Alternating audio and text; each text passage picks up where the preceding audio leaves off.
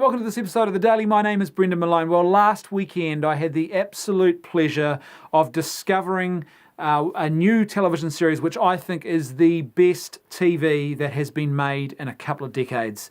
Easily, hands down, the best. It's called Stranger Things. It's a Netflix original series, 8 episodes long, and it's like nothing else you'll see on television. In many ways, it's kind of like an 8-hour movie that's been broken into 8 parts. But what makes this so unique is this is set in the 1980s and it is created, filmed, scored like a 1980s film would be. It feels very much, you can feel the influence of the likes of Stephen King, Steven Spielberg, John Carpenter.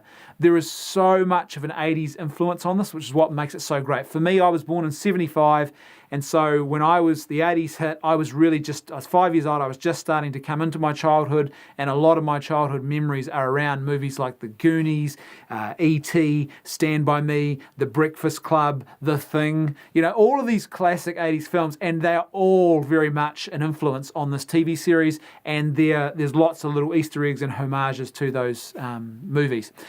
For example, one of the characters, it follows a group of young children basically who have to save the day. And one of the characters at one point, he says to another group of characters, he says, look, I don't know if we can trust this guy. I think he's like Lando Calrissian. Now, Lando Calrissian is from the Star Wars movie Empire Strikes Back, and he was the guy who they thought was their friend, but he really betrayed them. And so there's lots of these little 80s references that permeate the series. One of my favourite moments was in one of the final episodes, because 80s government paranoia during the Cold War had a particular and very unique kind of feel to it. It's quite different to government paranoia that we have today. And they capture it perfectly in this television series. And there's this moment in one of the final episodes where this husband turns to his wife and he says to her so matter-of-factly, he says, we can trust them. It's our government, dear. They'd never lie to us. And it's this great sort of moment of satire and commentary that really does capture something of the 80s. And really, it's just this very great little, few seconds of television that really sums up something quite important. The series itself has said 8 episodes. There's no major expletives in this. Over the entire 8 episodes, there are a couple of what I would call minor or low-level cuss words, swear words. You get maybe 1 or 2 per episode. There's no F-bombs, though, no C-bombs. There's no nudity. There's no graphic sex. There is sexual content. There's 1 or 2 moments over the entire 8 episodes. So this is not for kids, despite the fact that it has children in it. It's more like an X-Files type sort of feel. But the sexual content is not gratuitous. The main sort of incident, if you like, it's very brief. There's no nudity. And it actually serves the plot. And the main incident also has a very important morality tale that's tied up and connected with it as well. So it's kind of important in that regard.